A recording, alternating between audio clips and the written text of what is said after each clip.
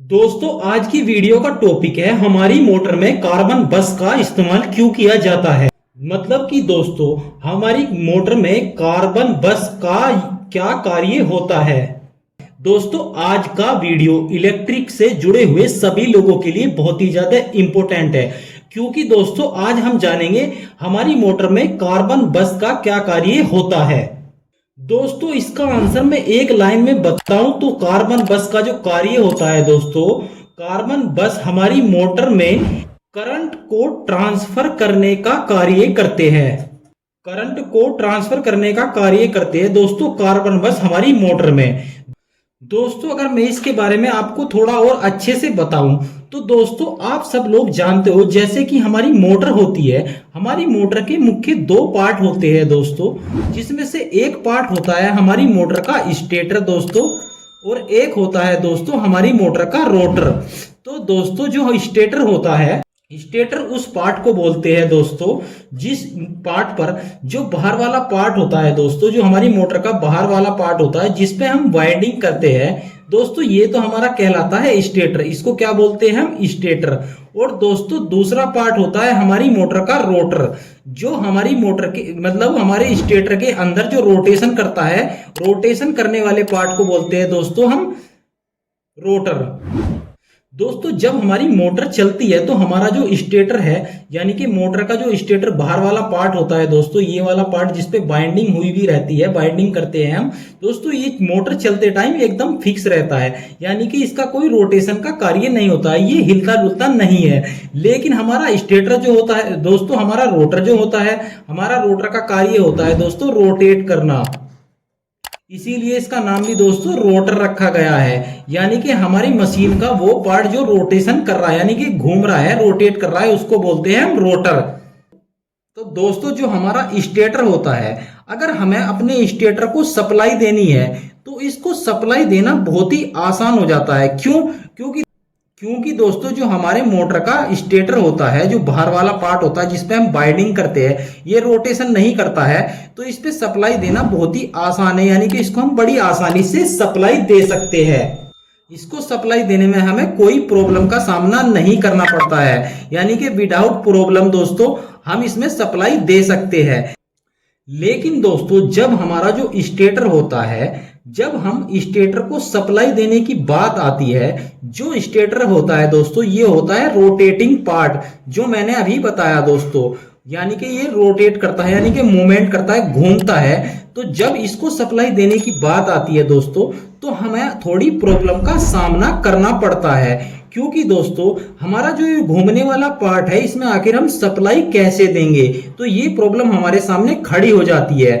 अगर मैं सपोज करो दोस्तों हमारा ये स्टेटर है, मैं इसके अंदर एक रोटर डाल देता हूं, ये हमारा रोटर हो गया, ये इसकी साफट हो गई, और दोस्तों मैं अगर इसमें सप्लाई जोड़ देता हूं, मैं अपने केस में रोटर में अगर सप्लाई जोड़ देता हूं तो जैसे ही हमारी मोटर घूमना स्टार्ट करेगी तो हमारी जो सप्लाई जो कनेक्शन हमने दिए है अपनी मोटर को, तो ये क्या होगा, ये वायर टूट जाएंगे और हमारी मोटर बंद हो जाएगी, यानी कि वायर हमारे हो जाएंगे डिस्कनेक्ट।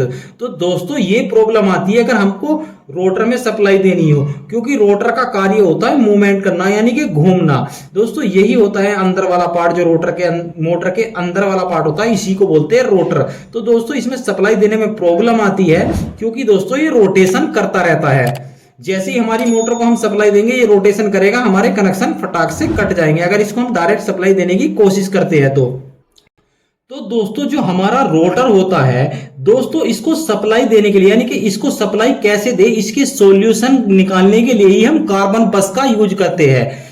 क्या करते हैं दोस्तों, जो हम अपना जो रोटर होता है, हमारा मोटर का जो रोटर है, रोटर को सप्लाई देने के लिए ही हम कार्बन बस का इस्तेमाल करते हैं, यानी कि इसका सॉल्यूशन है। अगर हम अपने रोटर को सप्लाई देना चाहते हैं तो इसका सॉल्यूशन है दोस्तों हमारे कार्बन के जो बस आते हैं उसके द्वारा हम अपनी मोटर को सप्लाई देते हैं। वो कैसे दोस्तों ये हो गया हमारा रोटर, जो अंदर का घूमने वाला हिस्सा होता है, जो रोटेट करता है मोटर के अंदर। दोस्तों ये हो गई हमारे रोटर की साफट। दोस्तों यहाँ पे भी देख सकते हो मैंने एक और रोटर बनाया है, जो हम देख सकते हो डिस्प्ले पे, इस पर अच्छी पिक्चर आ रही है साफ क्लियर। तो दोस्तों जिस तरीके से हम रोटर को अपने रोटर को स्टेटर के अंदर फिट करते हैं। तो हमारा ये बाहर वाला हिस्सा हो गया दोस्तों हमारा स्टेटर। ये कौन सा हो गया दोस्तों, ये बाहर वाला हिस्सा ये हो गया हमारा स्टेटर। और दोस्तों अंदर वाला जो हिस्सा हो गया हमारा ये हो गया रोटर। तो दोस्तों जो हमारा रोटर होता है वो हमारे स्टेटर के अंदर ही होता है। तो दोस्तों अगर हमको इसको सप्लाई देनी है तो उसमें हम करते हैं क्या दोस्तों, हम यहाँ पर इसमें एक पार्ट लगा देते हैं दोस्तों। इसमें हम यहाँ पे कम्यूटेटर लगा देते हैं और कम्यूटेटर तो अंदर की तरफ यानी कि हम सॉकेट पे कम्यूटेटर को कस देते हैं। तो दोस्तों आप इस पिक्चर में भी देख सकते हो एक कम्यूटेटर हम कस देंगे और दोस्तों यहाँ पे हम छेद करके यानी कि होल कर कर और इस पे एक ढक्कन लगा देते हैं यानी कि बंद कर देते हैं ऊपर से, यानी कि इसको टाइट करने के लिए, यानी कि इसके अंदर हम कार्बन बस डाल दें और दोस्तों इसको हम ऊपर से बंद कर देते हैं। और इसमें हमारे कार्बन में स्प्रिंग लगी रहती है यानी कि इसको मूवमेंट करने के लिए, यानी कि इसको थोड़ा सा ये स्प्रिंग टेंशन देने के लिए, यानी कि जब ये हमारा ये स्टेटर यानी कि हमारा रोटर घूमेगा तो हमारे कार्बन बस को थोड़ी टेंशन चाहिएगी। तो इसके लिए हम क्या लगा देंगे, इसमें स्प्रिंग लगा देते हैं। तो दोस्तों इस तरीके से क्या करते हैं हम इसमें फिट कर देते हैं यहाँ पे कार्बन बस। और दोस्तों इसका सॉल्यूशन निकल जाता है कि आखिर हम अपने रोटर को सप्लाई कैसे दे। तो इसके सॉल्यूशन के लिए ही हम कार्बन बस का इस्तेमाल करते हैं। तो दोस्तों ये चीज तो आपको मैंने पहले ही बता दी थी कि आखिर हम कार्बन बस का यूज क्यों करते हैं। कार्बन बस का यूज करते हैं हम अपनी मोटर को सप्लाई देने के लिए।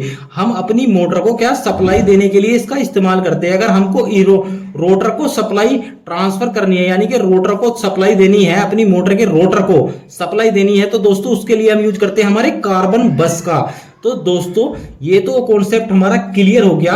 दोस्तों एक चीज और अक्सर इंटरव्यू में पूछ ली जाती है कि हमारे कार्बन के बस दोस्तों कौन कौन सी मशीनों में यूज किए जाते हैं, कौन कौन सी मोटरों में यूज किए जाते हैं। तो दोस्तों कार्बन के जो बस होते हैं वो हमारी डीसी मोटर में यूज किए जाते हैं दोस्तों। जो हमारा डीसी जनरेटर होता है दोस्तों, डीसी जनरेटर में भी यूज किए जाते हैं दोस्तों जो कार्बन बस है दोस्तों। इसके अलावा दोस्तों कुछ हमारी एसी मोटर जो होती है उसमें भी आपको कार्बन बस देखने को मिलते हैं। तो दोस्तों कई लोगों के मन में एक क्वेश्चन आ जाता है कि हमने एसी मोटर के अंदर तो अपने कार्बन बस का देखा ही नहीं।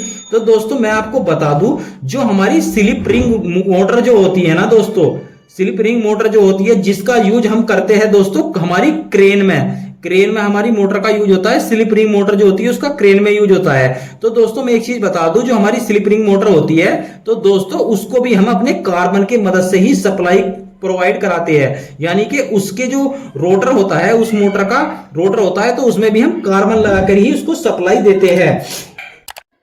दोस्तों जो हमारी सिंक्रोनस मोटर होती है, सिंक्रोनस जो आपने नाम सुना होगा दोस्तों, तो दोस्तों सिंक्रोनस मोटर में भी हम कार्बन बस का इस्तेमाल किया जाता है। दोस्तों सिंक्रोनस मोटर भी हमारी एसी मोटर ही होती है। और दोस्तों जो हमारी ड्रिल मशीन आती है, आपने ड्रिल मशीन तो देखी होगी दोस्तों, ड्रिल मशीन में भी हमारे कार्बन बस का यूज किया जाता है। और दोस्तों हमारा जो मिक्सर आता है, मिक्सर में भी जो मोटर लगी होती है दोस्तों उसमें भी कार्बन बस लगे होते हैं। तो दोस्तों ये तो था हमारा, यानी कि हम किस किस चीज में हमारे कार्बन बस आपको देखने को मिलेंगे। हमारी कुछ एसी मोटर भी आती है जिनमें कार्बन बस देखने को मिलेंगे और कुछ हमारी डीसी मोटरों में भी आपको कार्बन बस आपको देखने को मिलेंगे दोस्तों। तो दोस्तों ये तो आप समझ गए कि आखिर हम कार्बन बस का यूज क्यों करते हैं और दोस्तों कार्बन बस किस किस मोटर में यूज होता है। एसी में भी कुछ एसी मोटर भी ऐसी है जिसमें यूज होता है और डीसी मोटर में भी इसका इस्तेमाल होता है। दोस्तों मैं एक चीज आपको बता दूं, आपने सिर्फ कार्बन बस का ही नाम सुना है, यानी कि कार्बन के ही बस होते हैं। तो दोस्तों मैं एक चीज क्लियर कर दूं, हमारी कुछ जो बड़ी मोटर होती है ना उसमें कार्बन प्लस ग्रेफाइट के बस का यूज किया जाता है। कार्बन प्लस ग्रेफाइट से बने हुए जो बस होते हैं दोस्तों उनका इस्तेमाल किया। तो दोस्तों उम्मीद है आज की वीडियो से आपको कुछ अच्छी जानकारी मिली होगी और हमारा कॉन्सेप्ट भी क्लियर हो गया। अगर दोस्तों आपका कोई इससे रिलेटेड क्वेश्चन हो या इलेक्ट्रिक से रिलेटेड कोई भी क्वेश्चन हो तो हमें कमेंट जरूर कर दीजिएगा दोस्तों। उम्मीद है दोस्तों आज की वीडियो आपको पसंद आई होगी। अगर पसंद आई है दोस्तों तो वीडियो को लाइक करके जरूर बताइएगा दोस्तों वीडियो कैसी लगी, और कमेंट भी करिएगा दोस्तों। कमेंट में बताइएगा कि आपको हमारी वीडियो कैसी लगी। अगर आप हमारे चैनल पर नए हो तो चैनल को सब्सक्राइब करके बेल आइकन प्रेस कर लीजिए ताकि आने वाली वीडियो की नोटिफिकेशन आप लोगों को मिलती रहे। आज की वीडियो में धन्यवाद दोस्तों, मिलते हैं अगली वीडियो में।